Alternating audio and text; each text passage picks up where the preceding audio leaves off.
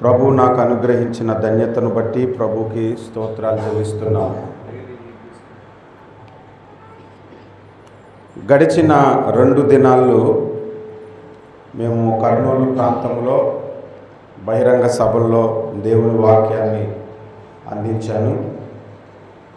మరి మీ మధ్య వాక్య పరిచయం చేయటానికి దైవ సేవకులు రవీంద్ర బాబు గారు నాకు ఫోన్ కాల్ చేసి ఇన్వైట్ చేసినప్పుడు నేను చాలా సంతోషించాను మీ వద్దకు రావటానికి. కారణం ఏంటంటే గతంలో వేరే చర్చ్ అటువైపు ఉంటుంది కదా, అక్కడికి నేను వచ్చి వాక్య పరిచయం చేశాను. పాస్టమ్ గారు మీలో కొంతమంది నాకు తెలిసిన అనుభవం ఉంది. గడిచిన ఆ మీటింగ్లో మీ మధ్యకు వచ్చినప్పుడు ఒక నది కలదు అని ఒక వర్తమానం కూడా నేను మీకు చెప్పాను. మీ మందిరము మీ పరిచర్య నాకు ఎందుకు బాగా గుర్తుందంటే, నేను చాలా లూథరన్ చర్చిల్లోకి వెళ్ళాను, కానీ మీ దగ్గర బాగా ఆరాధన జరుగుతుంది. దేవునికి స్తోత్రం. మంచి ఆరాధన మీ దగ్గర నేను గమనించాను. రెండవది, ఆ రోజు వాక్య పరిచర్యలో ఒక స్త్రీ బాప్తిస్మం పొందుకోవటానికి ముందుకు వచ్చారని ప్రార్థన చేయించారు పాస్టర్ గారు. ఆ రోజు కూటంలోనే మా చిన్న పాప కూడా బాప్తిస్మం అంటే ఏంటి డాడీ, నేను కూడా తీసుకోవాలనుకుంటున్నానని చెప్పింది ఫస్ట్ టైం. అందుకనే మీ పరిచర్య అంటే నాకు చాలా అభిమానం, చాలా ప్రేమ. ఈరోజు కూడా ఒక శ్రేష్టమైన వాక్య భాగాన్ని నేను చెప్తాను. ఆ వాక్య భాగాన్ని మనం చదువుకునేటప్పుడు మీ బైబిల్ తెరిచి ఆ వాక్య భాగాన్ని మీరు చదవాలి. చదివితే మీకు లోతైన విషయాలు ఆ ఒక్క వచనంలో నుంచే మీకు కనబడతాయి. నేను వివరిస్తూ ఉండగా పరిశుద్ధాత్మ దేవుడు నాకు బయలుపరిచినవి నేను మాట్లాడుతూ ఉండగా మీకు ఆ వాక్యములో నుంచి అనేకమైన సంగతులు మీరు చూడగలుగుతారు. మీరు చూస్తున్న కొలది మీ ఆత్మ దేవుని యందు సంతోషిస్తుందని నేను నమ్ముతున్నాను.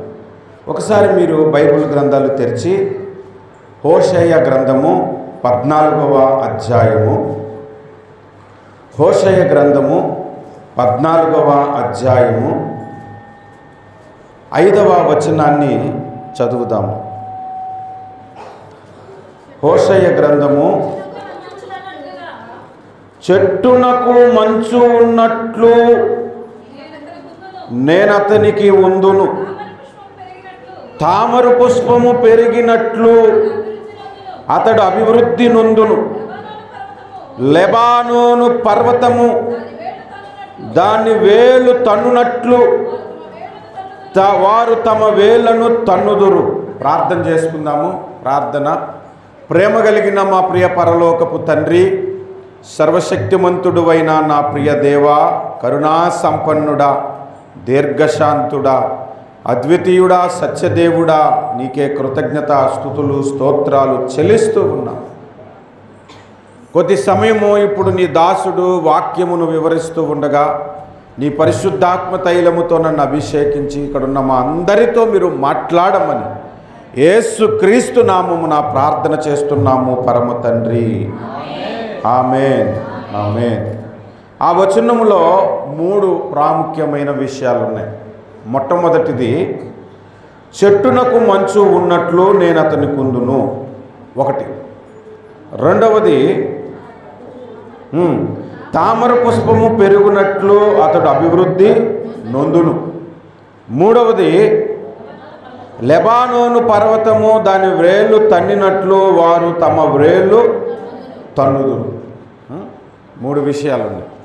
3 విషయాల్లో మొట్టమొదటి విషయాన్నే మనం ధ్యానం చేస్తాం. మొట్టమొదటి విషయం ఏంటి?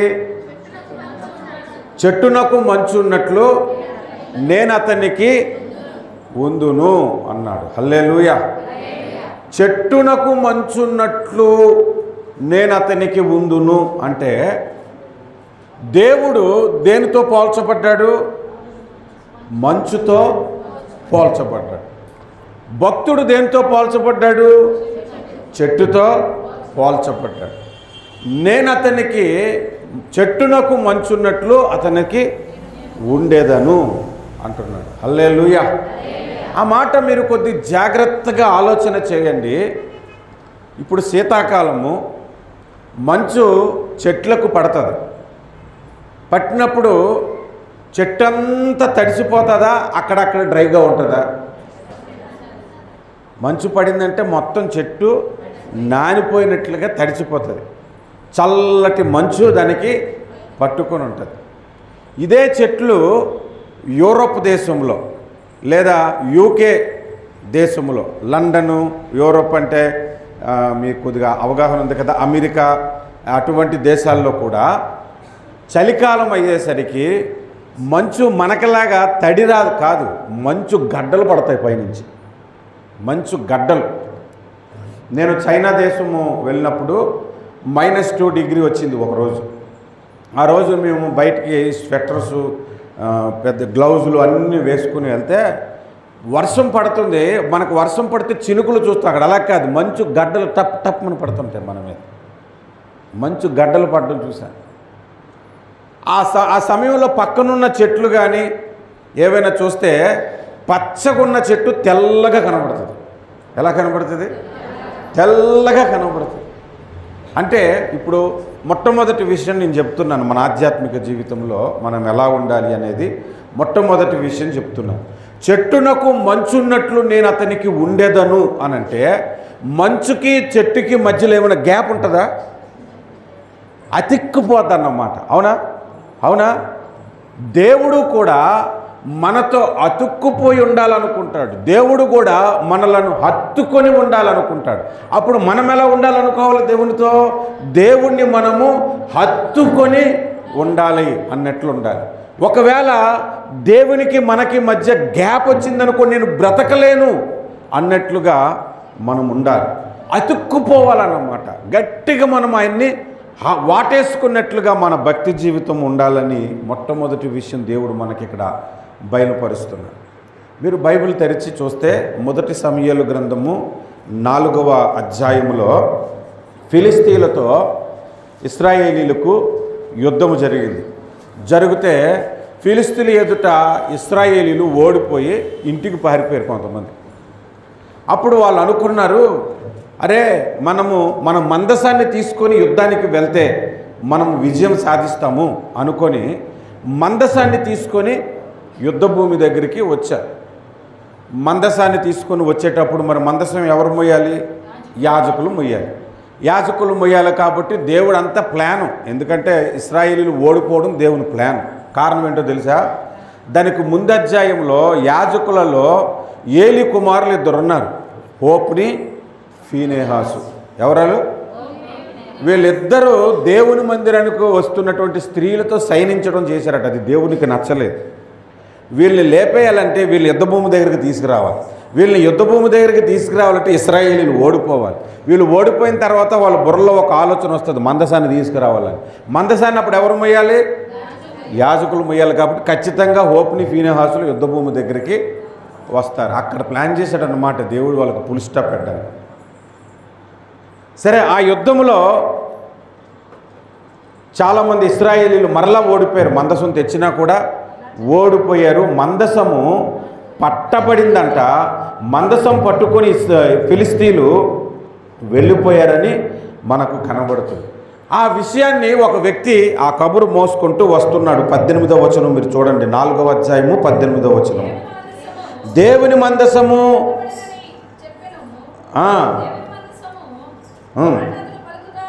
దేవుని మందసము అతడు మాట పలకగానే ఏలి ద్వారము దగ్గరనున్న పీఠము మీద నుండి వెనుకకు పడి మెడ విరిగి చనిపోయాను.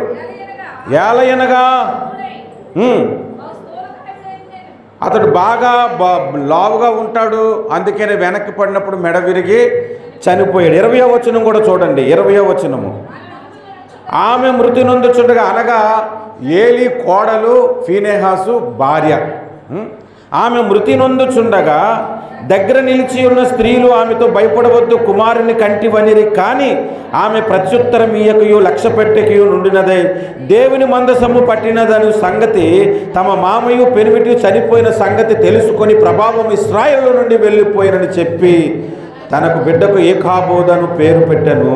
దేవుని మందసము పట్టబడి పోయినందున ప్రభావం ఇశ్రాయేలు నుండి చెరపట్టిపోయినదని ఆమె చెప్పాను. ఆమె కూడా అక్కడ చనిపోయింది. ఎందుకు చనిపోయింది? భర్త చనిపోయాడని కాదు. ఎందుకంటే భర్త చనిపోయినా కొడుకును బట్టి బ్రతకొచ్చు. పుట్టింది కొడుకే కదా. మీకు ఒక విషయం తెలుసండి, భార్య తొందరగా చనిపోతే భర్త ఎక్కువ కాలం బ్రతకడు. నేను చాలామందిని చూశాను, భార్య చనిపోయిందంటే భర్త 1 సంవత్సరం మహారుడు, ఎవరో గట్టి మనుషులు తప్ప కదా. కానీ భర్త చనిపోతే తర్వాత భార్య బతికేస్తే చాలా కాలం. చాలా స్ట్రాంగ్ స్త్రీలు మాత్రం, అదేంటో అంత స్ట్రాంగ్గా ఉన్న ఈ స్త్రీ కూడా మందసము పట్టబడింది, మందసం ఇశ్రాయేల్లో వెళ్ళిపోయింది అనగానే ప్రాణం విడిచేసింది. మందసం పట్టబడిందన్న సంగతి తెలియగానే ఏలి వెనక్కి పడి చనిపోయాడంటే మందసము మన యొద్ద నుండి వెళ్ళిపోవడం అంటే అర్థం ఏంటో తెలుసు. దేవుడు మన యొద్ద నుంచి వెళ్ళిపోయాడు అనగానే వాళ్ళు ప్రాణం పోయింది. అంటే అప్పటి వరకు వాళ్ళు హృదయాలు, వారి మనస్సు, వారి ప్రాణము ఎలా ఉందంటే దేవునిని అంటుకొని ఉన్నది, దేవుని హత్తుకొని ఉన్నది. హల్లెలూయా, హల్లెలూయా. మన ఆధ్యాత్మిక జీవితము కూడా అలాగే ఉండాలి, దేవుణ్ణి హత్తుకొని ఉండాలి. ఒక పాట పాడతాం, రాజా జగమెరిగిన నా యేసు రాజా, రాజా జగమెరిగిన నా యేసు రాజా, రాగాలలో అనురాగాలు కురిపించిన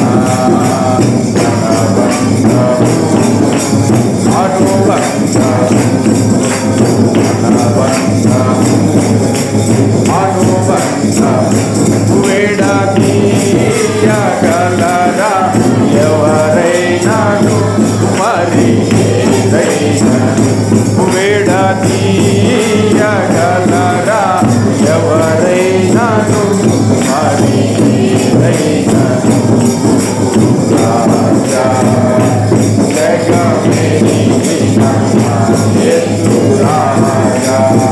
రాజా మన బంధము విడదీయగలిగినదైనా పాట పాడుతాం. ఒక్కోసారి సింపుల్గా ఒక 2 వ్యక్తులు విడదీసేస్తారు, అంతే మానేస్తారు చర్చ్.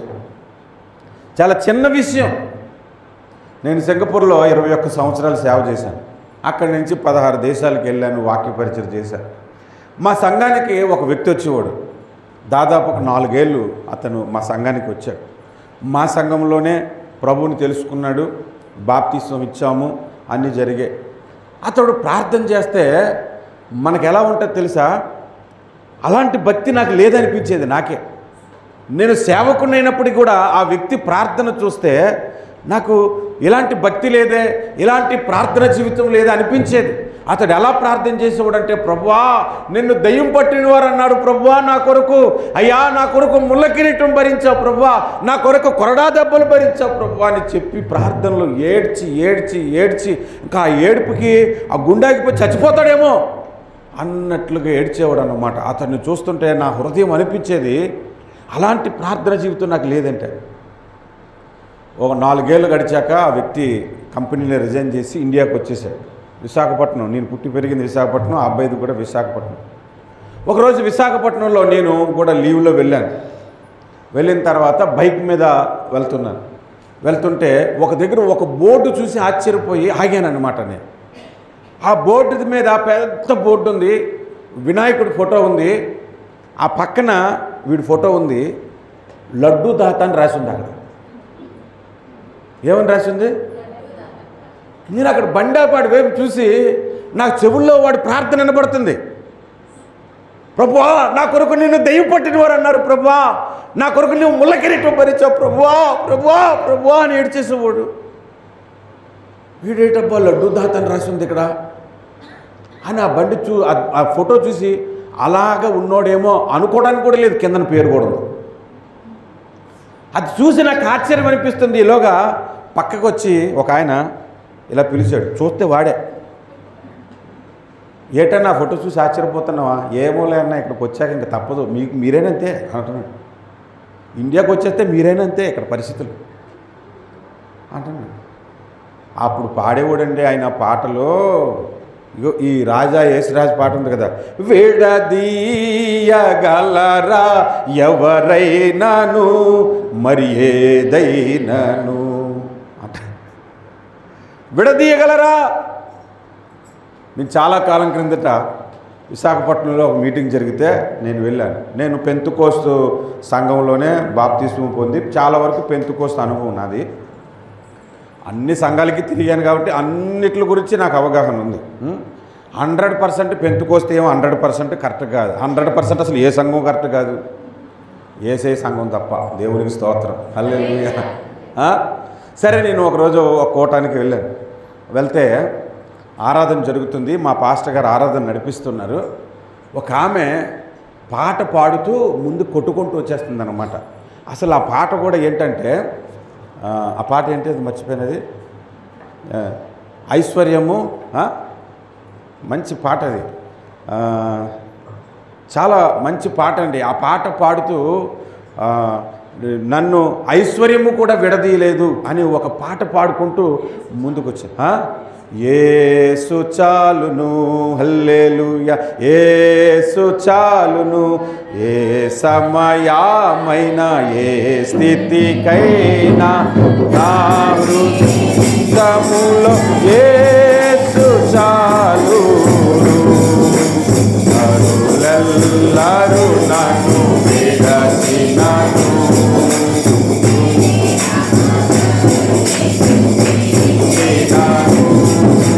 హరించిన నా ఐశ్వర్యము విరోధి వలె నన్ను గతినను.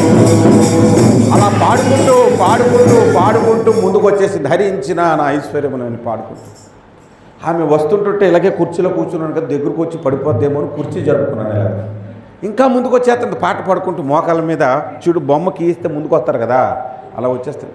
ఆమె వస్తుంటుంటే వెనక్కి వెళ్తున్నాను నాతో పాటు పాస్టర్ గారు కూడా వెనక్కి వెళ్తున్నారు. వెనక్కి వెళ్ళిన తర్వాత గోడ ఉంది, ఇంక వెళ్ళడానికి లేదు, ఇంకా ముందుకు వచ్చేస్తుంది. అలా వచ్చేస్తుంటే పాస్టర్ గారికి చెప్తే పాస్టర్ గారు ప్రార్థన చేస్తే అని పడిపోయింది. పడిపోయిన తర్వాత నేను ఆమెనేం అనాలని ఏం కాదు, కానీ చూశాను ఆత్మలో లీనమైపోయింది, పాట పాడింది అనుకున్నాను. నా వాక్య పరిచర్య ఏదో నేను చేసుకొని వెళ్ళిపోయాను. సరిగ్గా 1 సంవత్సరం తర్వాత అదే దగ్గర ప్రార్థనకు వచ్చాను, మీ దగ్గరికి రెండోసారి వచ్చినట్టు. ప్రార్థనకు వచ్చినప్పుడు నాకేం గుర్తుకొస్తా చెప్పండి? ఆమె గుర్తుకొచ్చేసి, కానీ ఆమె అక్కడ లేదు, ఆ ఫేస్ కనబడట్లేదు, ఆమె అక్కడ లేదు. పాస్టర్ గారిని అడిగాను, లాస్ట్ టైం నేను ప్రార్థనకు వచ్చినప్పుడు ఒక ఆమె పక్కిల్లేనండి అని అన్నాడు. మరి ప్రార్థనకు లేదంటే మానేసిందిగా ఎప్పుడో. అవునా, మేము చెప్పి చూసాం, మీరేమని చెప్తే చెప్పండి అని అన్నారు. ప్రేయర్ అయిపోయిన తర్వాత వాళ్ళ ఇంటికి వెళ్ళిన తర్వాత అమ్మ ఏంటమ్మా ప్రార్థనకు రావడం మానేశారట. అదేంటోనండి యేసుప్రభుని నమ్ముకున్న తర్వాత మేము అప్పు అయిపోయాము, మానేశాను అంది. పాట ఏం పాడింది? హరించిన నా ఐశ్వర్యము విరోధి వల్లే నన్ను విడచినను. పాటలు భలే పాడుతాం మనం, ఎంత అద్భుతంగా పాడతామో పాటలు మనం. ఆస్తులన్నీ పోయినా అనాదిగా నేను ఉన్నా అని అంటాం. 10 రూపాయలు కానీ ఎవడని మంది దోచేసుకున్నాడంటే ఇంకాడికి పెట్టే చేపలు మామూలు పెట్టం మనం. నేను ధైర్యంగా ఈ వాక్య పరిసరం చేయగలను. ఎందుకో తెలుసా? వైజాగ్లో 80 లక్షల రూపాయల ఆస్తి మా తమ్ముడు కొట్టేశాడు. 2 కోట్ల రూపాయల ఆస్తి తెనాలి గవర్నమెంట్ హాస్పిటల్కి ఎదుర్కొట్టదు. మా బావ కొట్టేయడానికి ట్రై చేస్తున్నాడు, కానీ కొట్టడం అనుకోండి, అది వేరే సంగతి. కోర్టులో కేసు వేసాము. మేము అద్దింట్లో ఉంటున్నాం. ఏ రోజు కూడా ఈ పాట పాడుకోవడానికి మేము సిగ్గుపడలేదు. ఎందుకంటే ఆస్తులు పోయాను ఎప్పుడు మేము దేవుని మీద వెలిగి దేవుని సన్నిధికి రావటం మానేడు, కానీ దేవుడు మాకు వద్దని కానీ అనుకోలేదు. ఎందుకో తెలుసా? మా ప్రాణములు దేవుని అంటి ఉన్నవి. మనందరి ప్రాణములు దేవుని అంటి ఉండాలి. 63వ కీర్తనలో ఈ మాట రాయబడి ఉంది, నా ప్రాణము నిన్ను అంటి ఉన్నది అని రాయబడి ఉన్నది. 63వ కీర్తన మీరు చదివితే మీకు కనబడుతుంది ఆ మాట. చూసారు ఎవరైనా 63వ కీర్తనలో? నా ప్రాణము నిన్ను అంటి ఉన్నది అన్నాడు. హల్లెలూయా. ఇప్పుడు చూడండి, చెట్టునకు మంచు ఉన్నట్లు నేను అతనికి ఉండేదను అని అంటే, చెట్టుకి మంచుకి ఏమైనా గ్యాప్ ఉందా?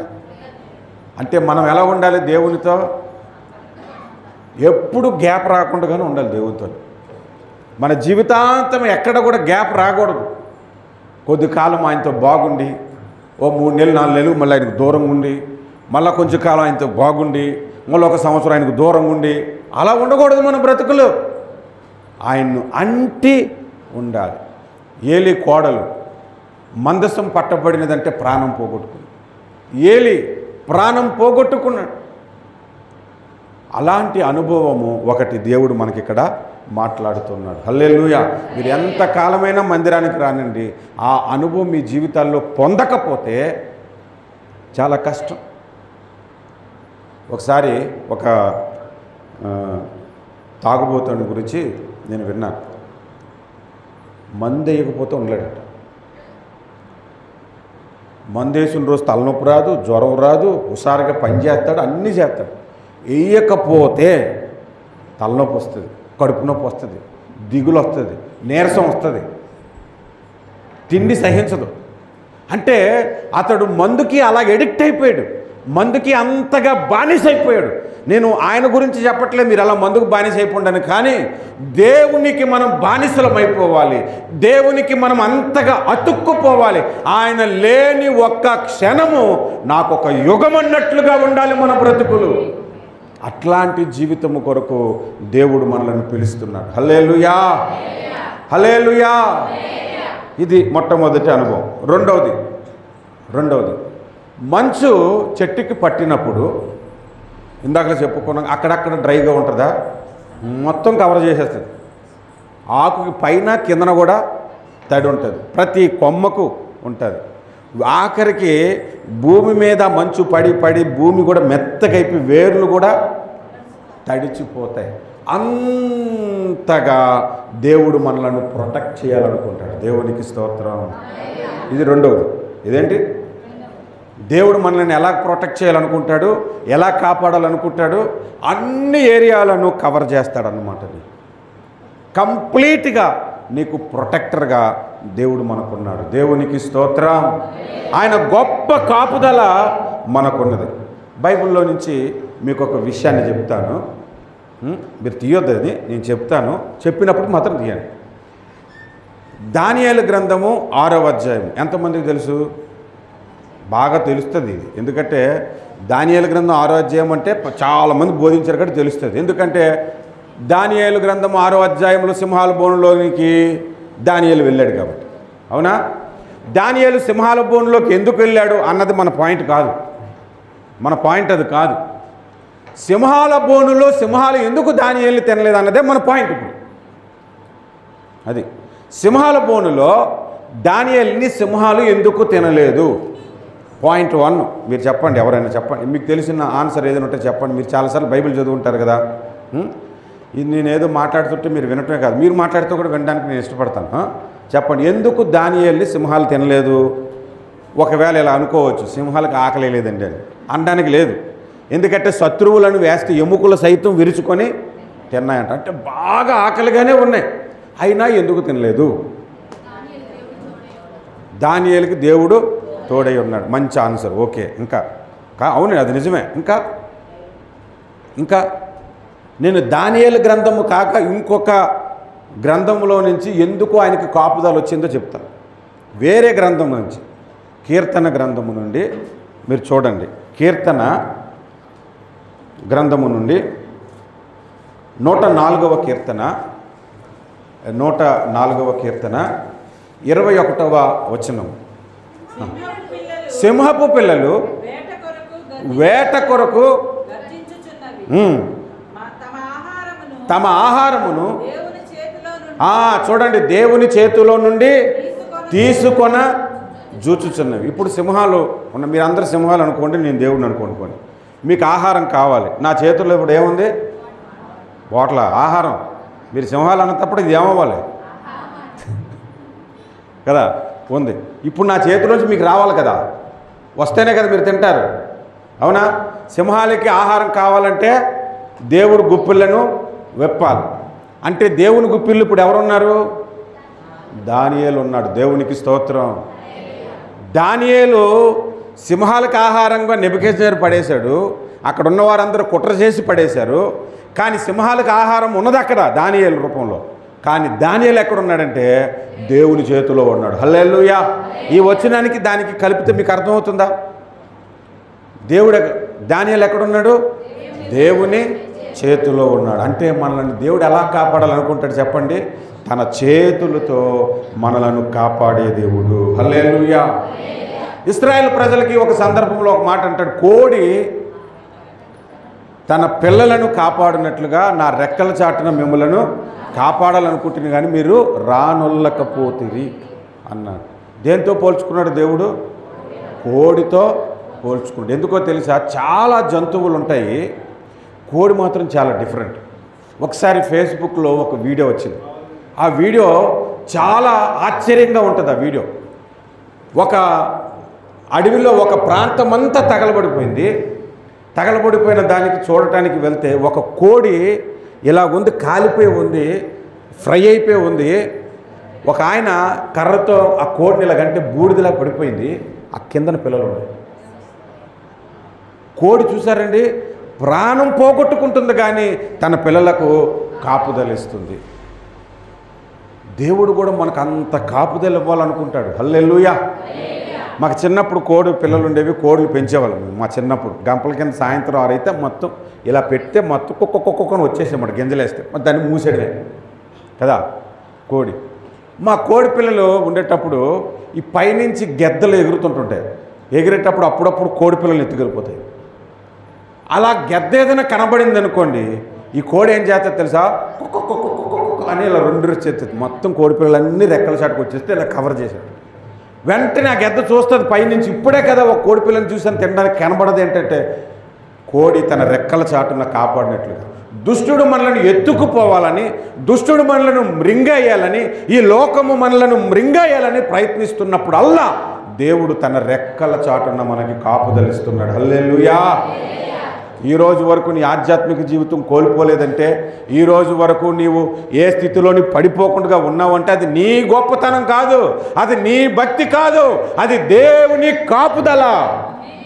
హల్లెలూయా. ఎంత గొప్ప దేవుడిని మనం కలిగి ఉన్నాం. దేవునికి స్తోత్రం.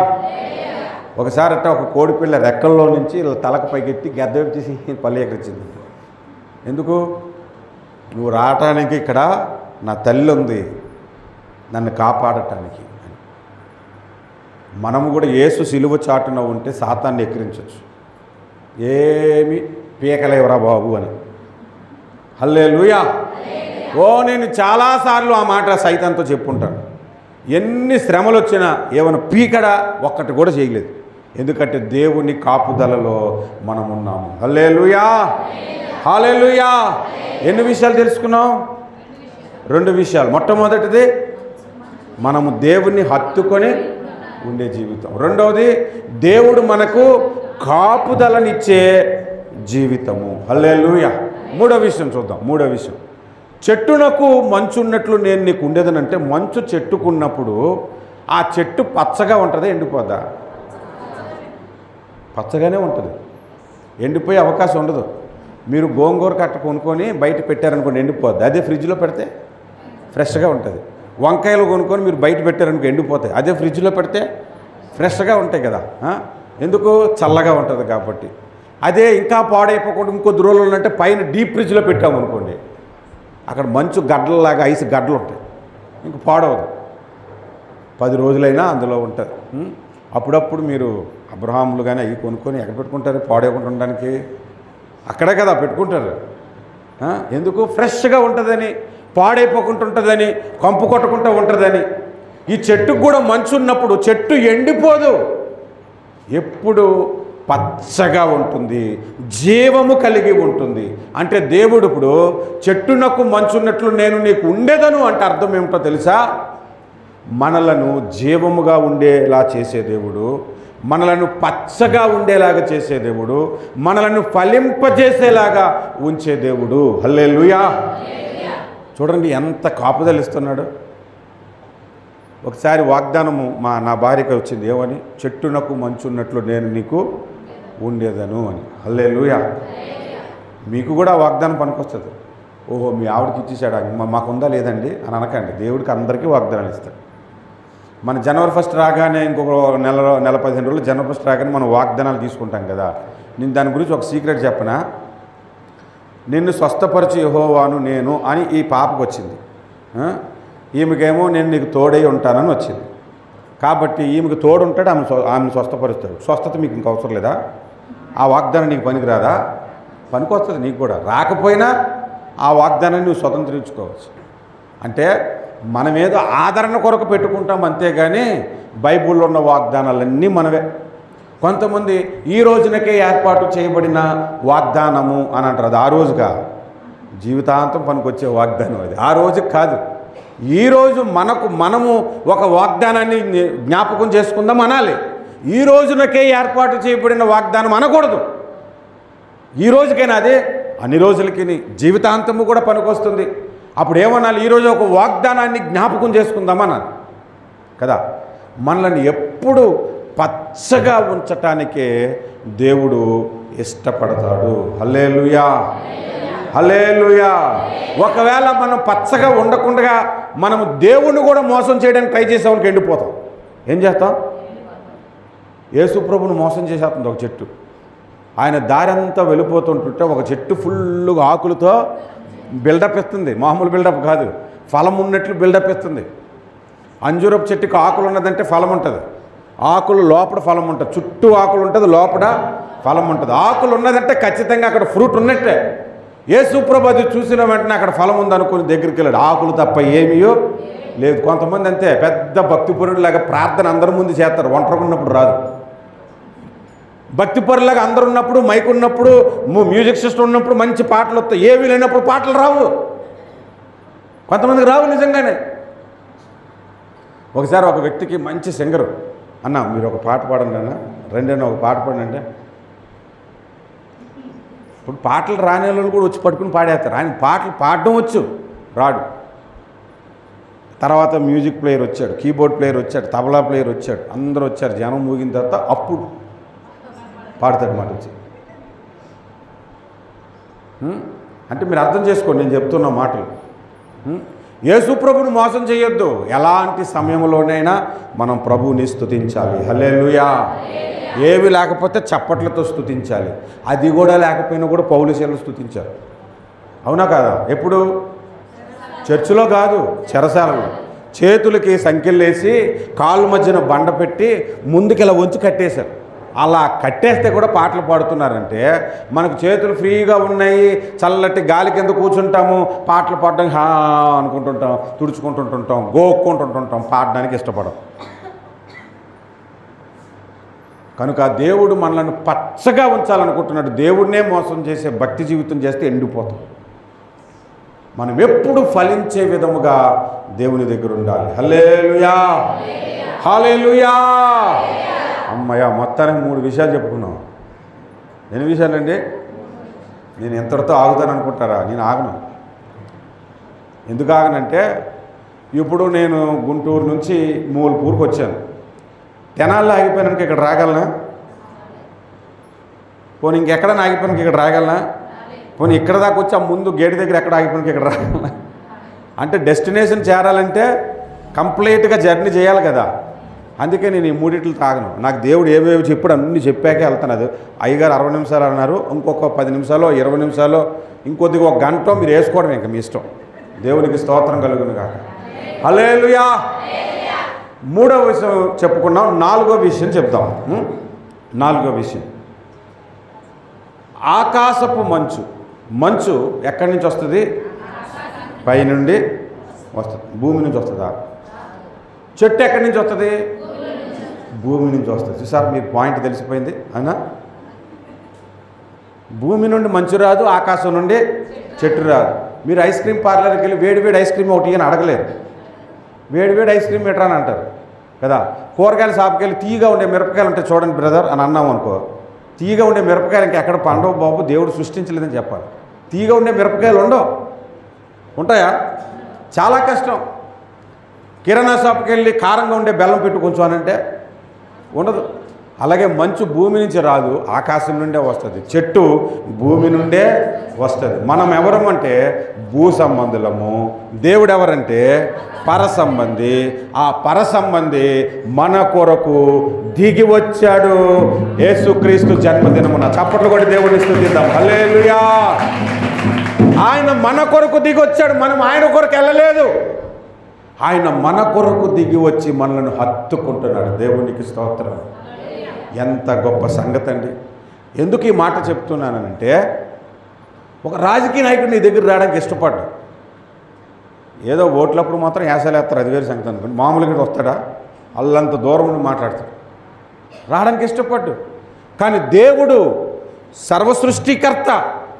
సృష్టికర్త, లోకాలను సృష్టించినవాడు, సమీపింపురాని తేజస్సులో ఉన్నవాడు మన కొరకు మంచులాగా దిగొచ్చేశాడు మన కొరకు. దేవునికి స్తోత్రం. ఎంత గొప్ప సంగతి అండి. అసలు మనిషిని జ్ఞాపకమును చేసుకున్నటకు వాడు ఏ పాటి వాడు అని బైబిల్ చెబుతుంది. మీరు చూడండి ఆ మాట. మనిషిని జ్ఞాపకం చేసుకున్నటకు వాడు ఏ పాటి వాడు? 103వ కీర్తన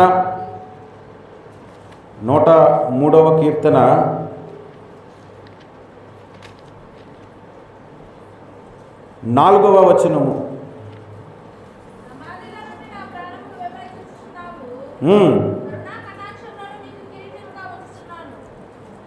14వ వచనం అండి. 103వ కీర్తన 14వ వచనం.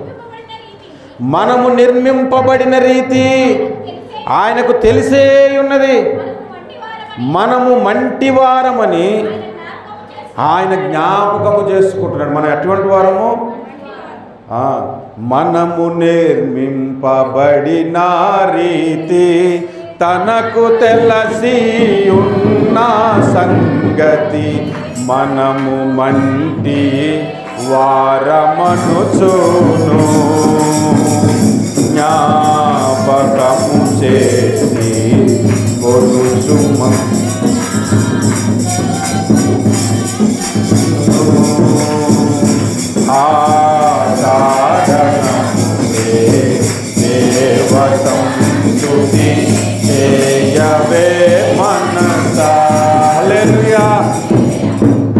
మనమేమో మంటివారు, ఆయన పరలోక సంబంధి. యోహాను సువార్త 3వ అధ్యాయం మీరు చూస్తే, యోహాను సువార్త 3వ అధ్యాయము 31వ వచనం చూడండి.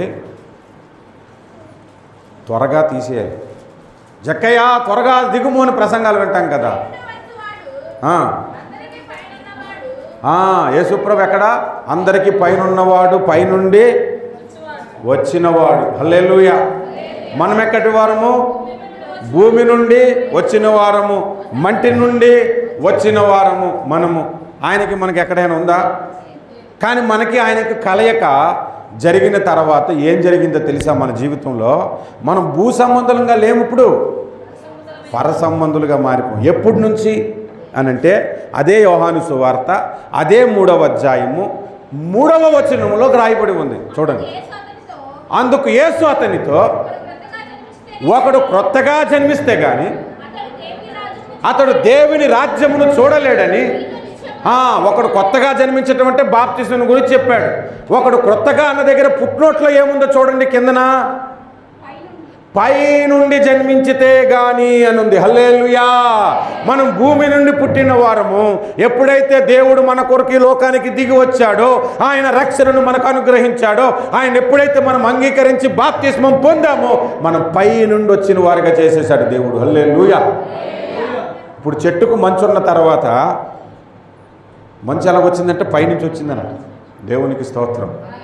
మనం పర సంబంధులుగా దేవుడు చేసేసాడు. హల్లెలూయా. అంటే మన పర సంబంధులుగా మనము మారిపోయాం కదా. ఇప్పుడు మన దృష్టి ఎక్కడ ఉండాలి? కొలసీ పత్రిక 3:1లో ఏముండాలి? పైనున్న వాటినే వెతకాలి. మీరు లోకాసు వార్త చదువుకుంటే ఓపికగా నడువంగిపోయిన స్త్రీ గురించి రాయబడి ఉంది. ఆమెకు 18 సంవత్సరాల నుంచి నడుము వంగిపోయిందంట. నడుము ఎలా వంగిపోద్ది? వెనక్క ముందుగా? వెనక్కు వంగదు, ఎప్పుడైనా ముందుకే వంగుతుంది ఇలాగా కదా. నడుము వంగిపోయింది. ఎన్ని ఏళ్ళ నుంచి? 18 ఏళ్ళ నుంచి. 18 ఏళ్ళ నుంచి నడుము వంగిపోయిన స్త్రీ ఏం చూస్తుంది? వంగిపోతే భూమినే చూస్తుంది. ఆకాశాన్ని చూడగలరా? అమ్మ అమ్మ ఒకసారి చూడు ఆకాశంలో ఏమైనా వెళ్ళిపోతుందంటే అవునా బాబు నాకు కనబడదు అంటది. అవునా? కొందరికి మనస్సు అను నడుము వంగిపోయి. ఏ నడుము? మనస్సుని నడుము అంటారని తెలుసా? బైబిల్లో రాసింది. ఎక్కడ రాసింది? మనసును నడుము కట్టుకొని ఉందా? ఎక్కడ రాసింది? ఎక్కడ రాసింది ఏంటి? బైబిల్లో ఉంది. అవును, బైబిల్లోనే. ఎక్కడ రాసింది? 1 పేతురు పత్రిక 1వ అధ్యాయము 13వ వచనంలో 1 పేతురు పత్రిక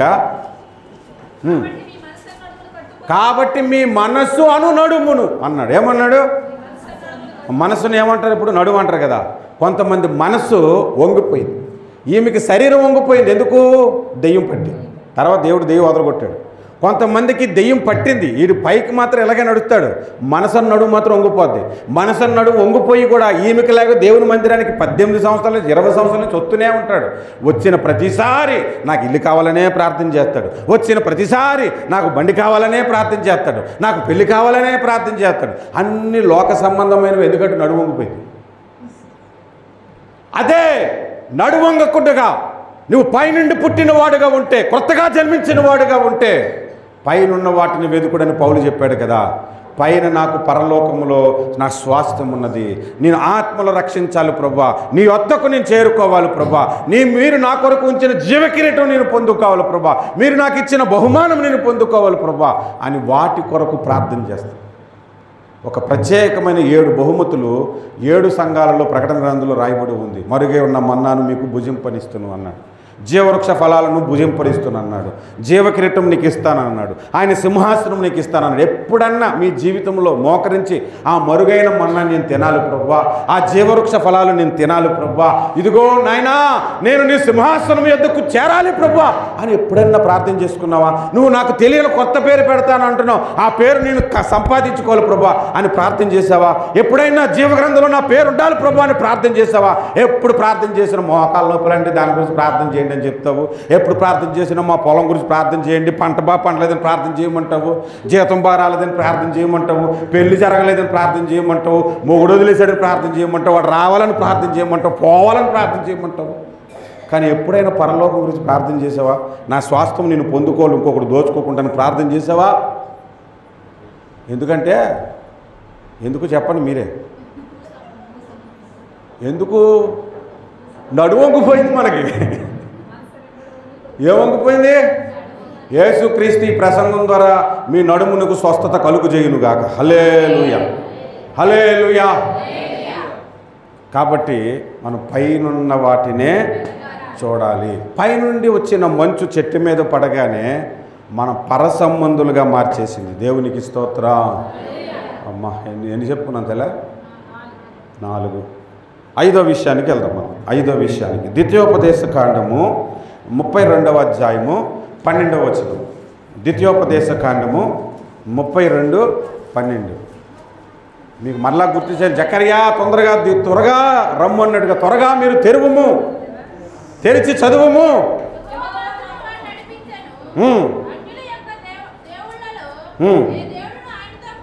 అమ్మ 32:2 చదువుతుంది. ద్వితీయోపదేశ కాండము నా ఉపదేశము వానవలే కురియును, నా వాక్యము మంచు వలెను. చూసారా అండి? అక్కడ మంచుతో దేంతో పోల్చాడు? వాక్యముతో పోల్చాడు. అంటే ఉపదేశాలతో పోల్చాడు. ఎందుకు ప్రతి ఆదివారం ప్రసంగాలు వినబడుతున్నాయి? ఎందుకు ఉపవాస కూటాల్లో ఆ స్పీకర్ని ఈ స్పీకర్ని పిలిపించి వాక్యం చెప్పించుకోవాలంటే ఎన్ని ఉపదేశాల చేత నీవు నింపబడతావో, ఎన్ని ఉపదేశాలు నీ హృదయంలోనికి పెట్టుకోగలవో, పెట్టుకుంటే అది నీకు ఆశీర్వాదకరము. హల్లెలూయా. మీకు విషయం తెలుసా? థంబ్ డ్రైవ్ తెలుసా మీకు? పెన్ డ్రైవ్ అంటారు, ఇక్కడ ఫారెన్లో థంబ్ డ్రైవ్ అంటారు. అది దేనికి పెడతారు? ప్లగ్లో పెడతారా, ల్యాప్టాప్ పెడతారా? ల్యాప్టాప్ పెడతారు. దానికి మినిమం జీబీ ఉంటుంది.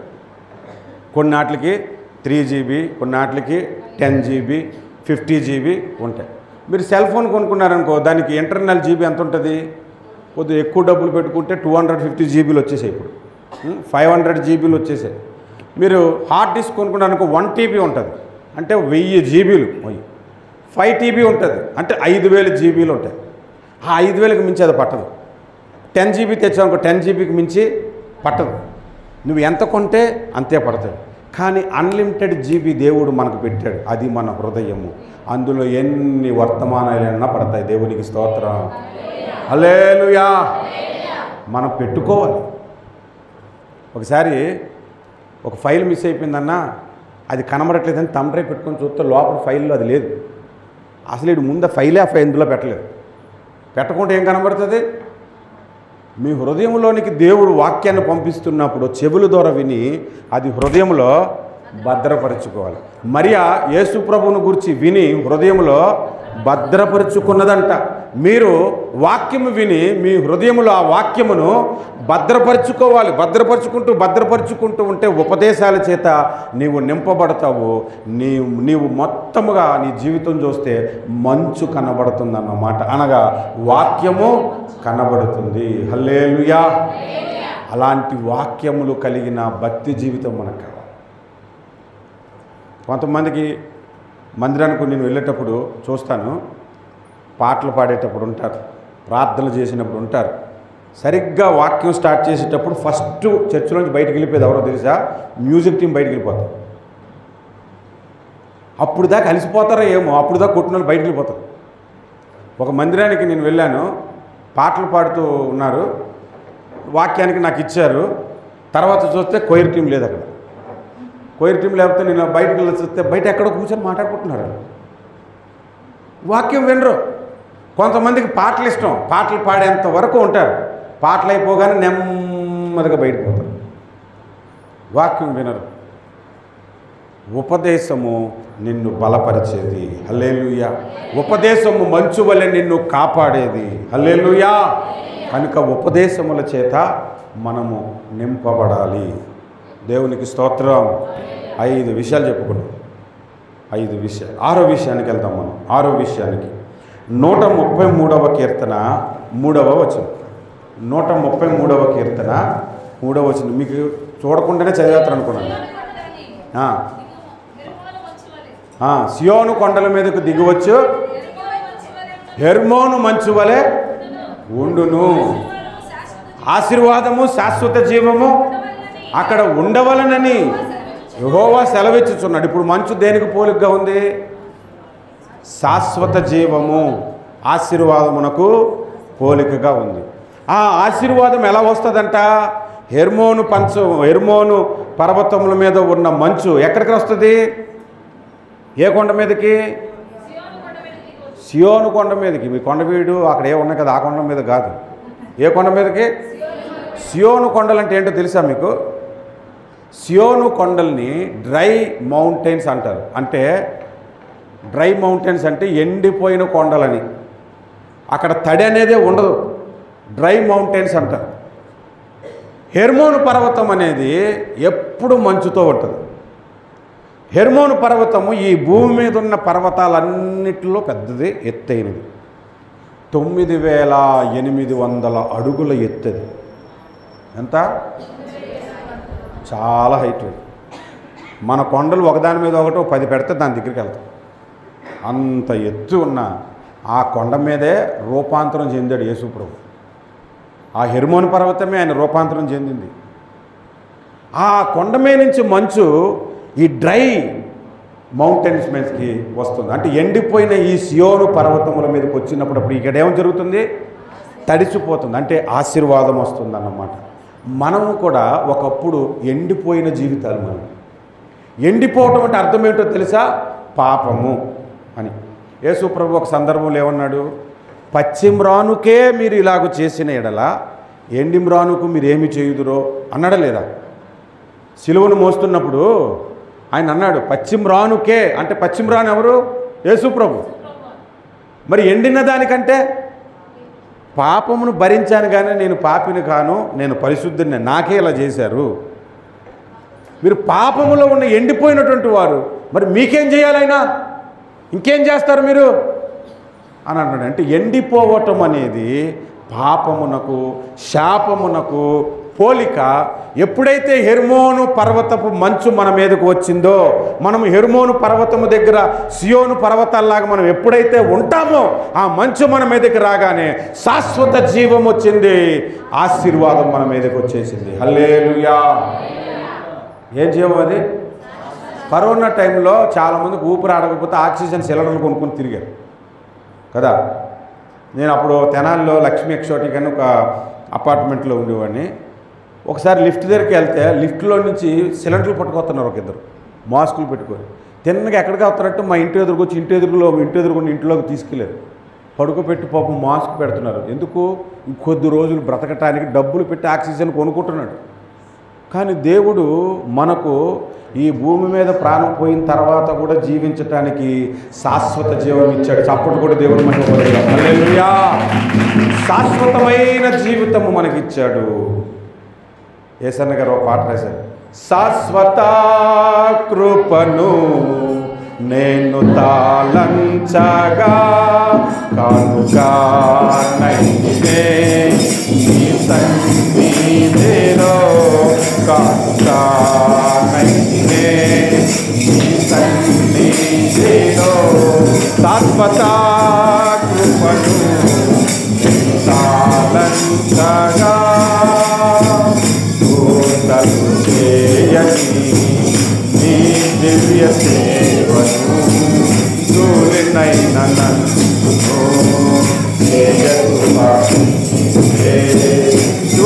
పాటినే చేపట్టి చేరా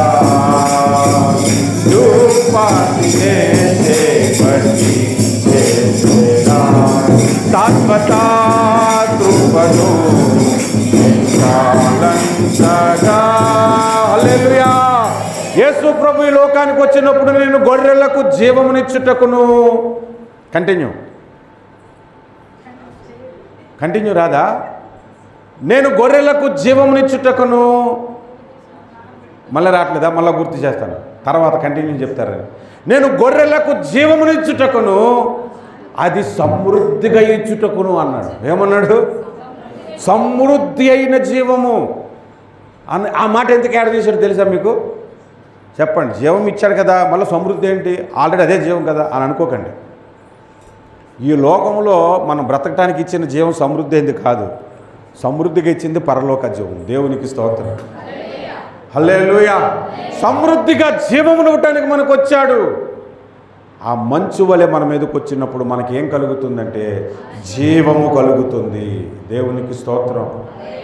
మంచుండే దేశాల్లో చెట్లు ఎండిపోవంట, అసలు పచ్చగా ఉంటూనే ఉంటాయి. దేవుడు ఉన్న దగ్గర మనం ఉంటే మనం ఎప్పుడు పచ్చగానే ఉంటాం. దేవునికి స్తోత్రం. ఇంకొక మాట చూద్దాం. 6 విషయాలు చెప్పుకున్నాము. ఎన్ని చెప్పుకున్నాం? 6. 7వ విషయానికి వెళ్దాం. సామెతల గ్రంథము 26:1. మీరు చదివి మీరే నాకు ఆన్సర్ చెప్పండి. మంచును దేంతో పోల్చాడో చెప్పండి. ఎండాకాలమునకు మంచు గిట్టదు, కోతకాలమునకు వర్షము గిట్టదు, అటువలే బుద్ధిహీనునికి ఘనత గిట్టదు. ఘనతను దేంతో పోల్చాడు? మంచుతో పోల్చాడు. అవునా? అవునంటారు కాదంటారు? ఎండాకాలమునకు మంచా, వర్షం గిట్టదా? మంచు గిట్టదు. ఇంకా కోతకాలమునకు వర్షము గిట్టదు. ఇప్పుడు ఎండాకాలమునకు మంచు గిట్టదు అని అంటే మంచు దేంతో పోల్చాడు?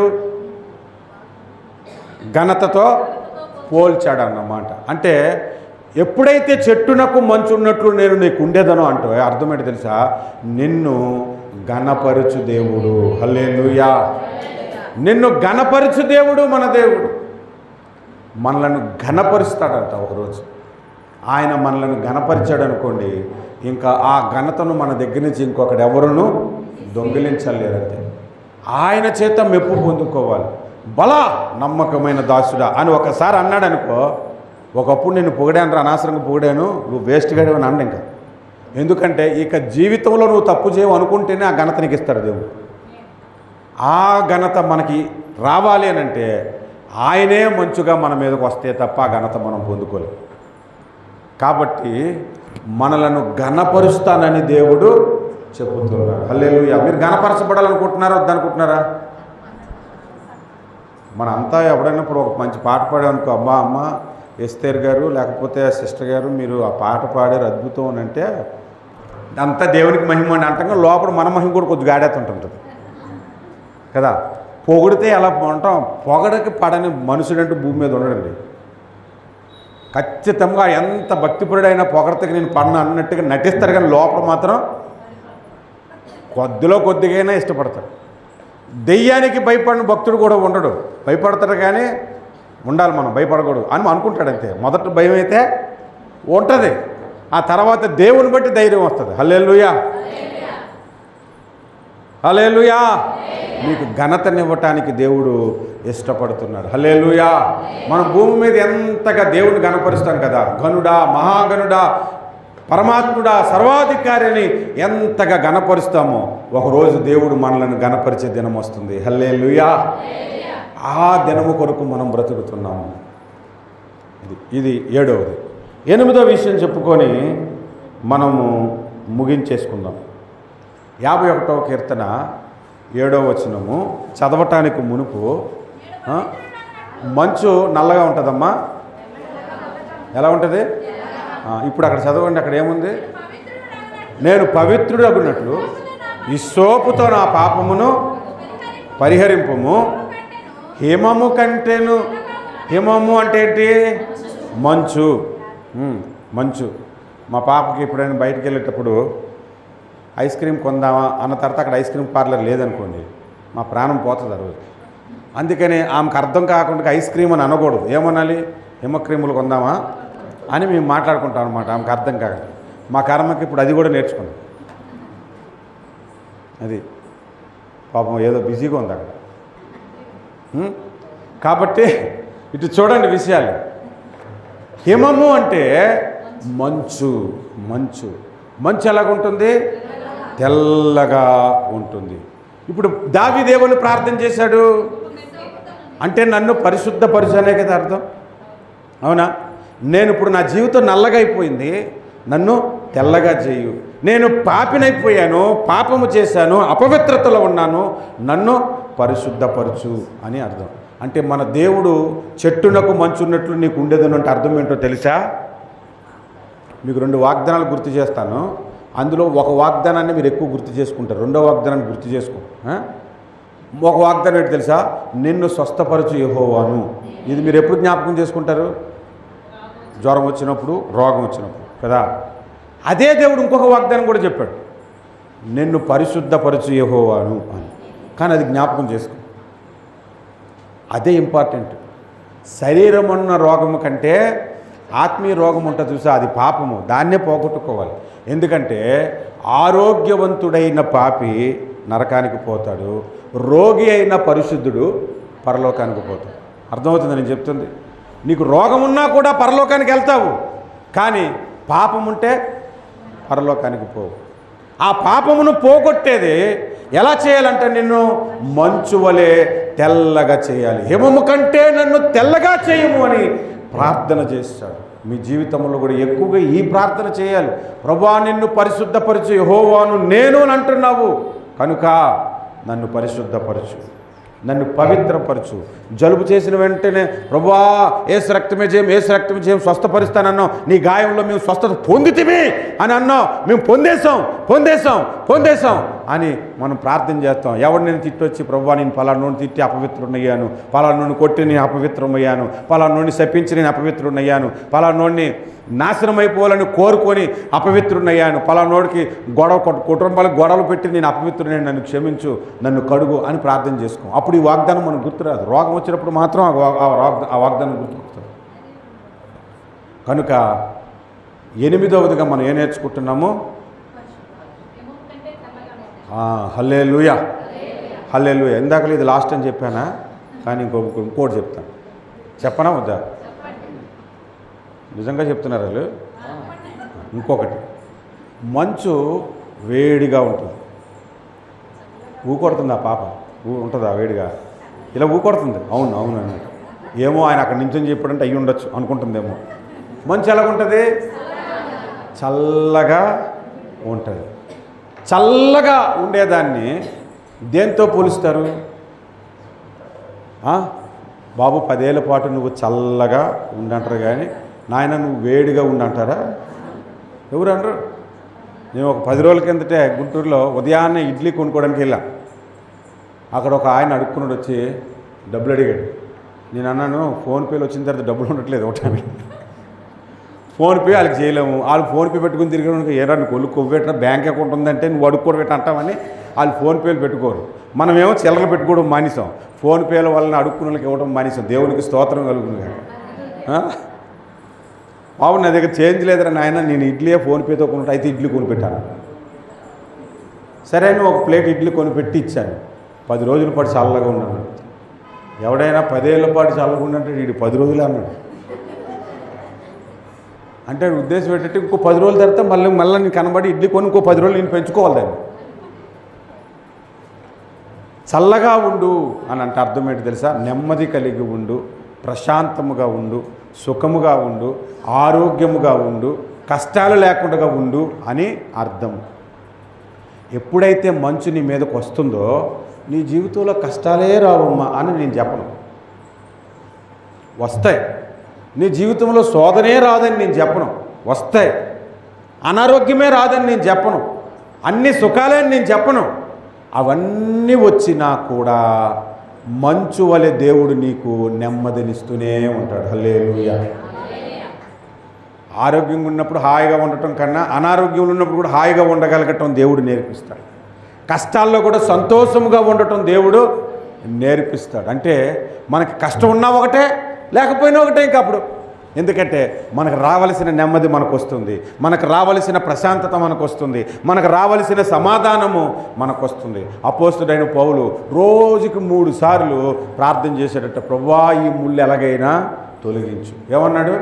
ఆయన శరీరంలో ఒక ముళ్ళు ఉందంట, ఆ ముళ్ళు ఎలాగైనా తొలగించంటే దేవుడు ఇప్పుడే తీసేస్తారని చక్కమని తీసేయలేదు. దాన్ని ఏమన్నాడు? వచ్చి తీనంటున్నాడు. అంతే. చెప్పాలంటే నా కృప నీకు చాలునా అంటున్నాడు. నేను ఒక చిన్న షార్ట్ వీడియో చేశాను. ఏంటో తెలుసా? మనకున్న రోగము తీసేస్తే వచ్చే నెమ్మది కన్నా ఆయన కృప ఉంటేనే నెమ్మది ఉంటుంది.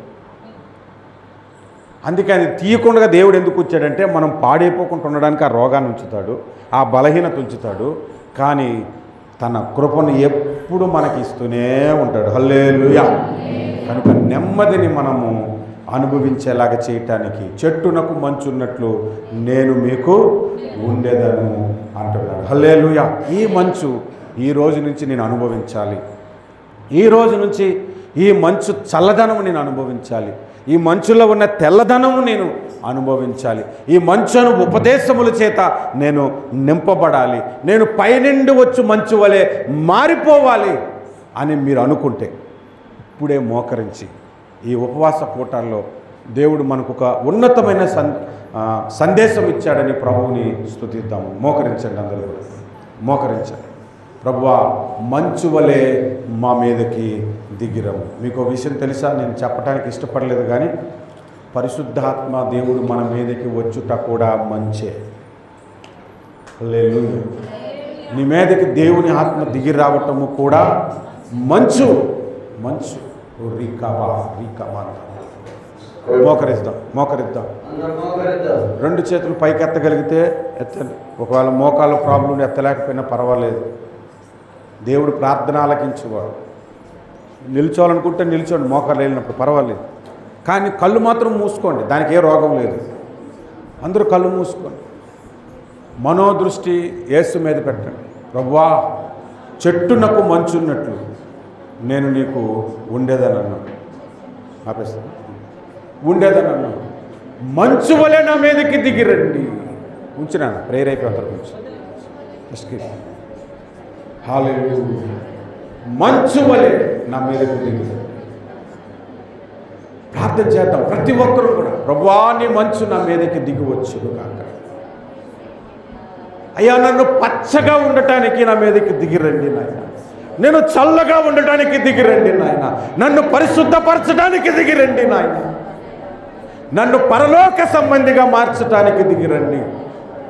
నన్ను అంటుకొని మీరు ఉండటానికి, నేను నిన్నంటుకొని ఉండటానికి ప్రభువా మంచు వలె దిగిరండి. నన్ను కాపాడటానికి మంచు వలె దిగిరండి.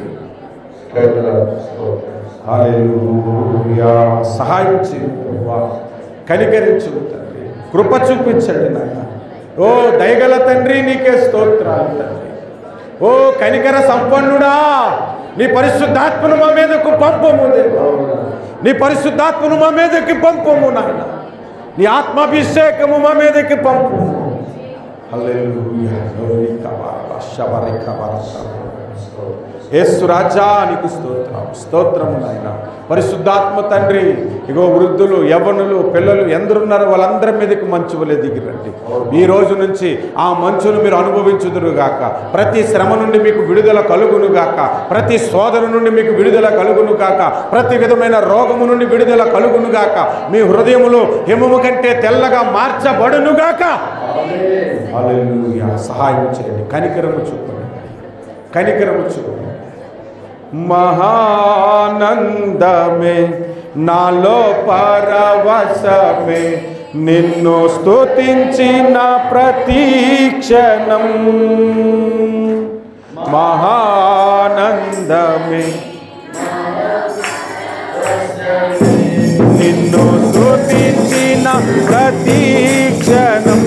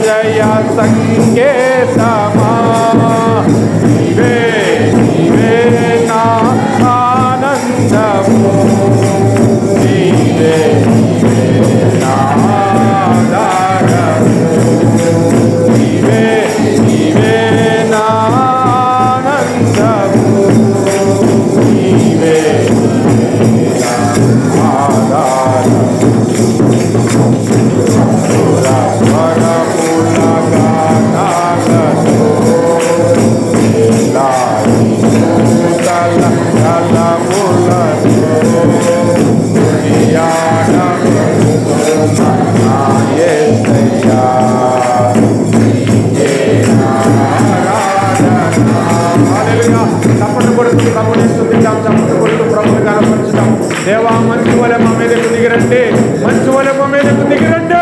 నీ పరిశుద్ధాత్మతో నింపండి, మీ శక్తితో నింపండి నాయన. మా బ్రతుకులు మార్చమని యేసు నామమును బట్టి, యేసు శక్తి కలిగిన నామమును బట్టి ప్రార్థన చేస్తున్నాం. సహాయం చేయండి, కనికరించండి. హల్లెలూయా, హల్లెలూయా. సహాయం చేయండి. యేసు నామమున ప్రార్థన చేస్తున్నాము పరమ తండ్రి. Amen, amen, amen, amen. Thank you Jesus. Thanks అండి అందరికీ. ఈ అవకాశం ఇచ్చిన దైవ సేవకులు కూడా నా హృదయపూర్వకమైన వందనాలు.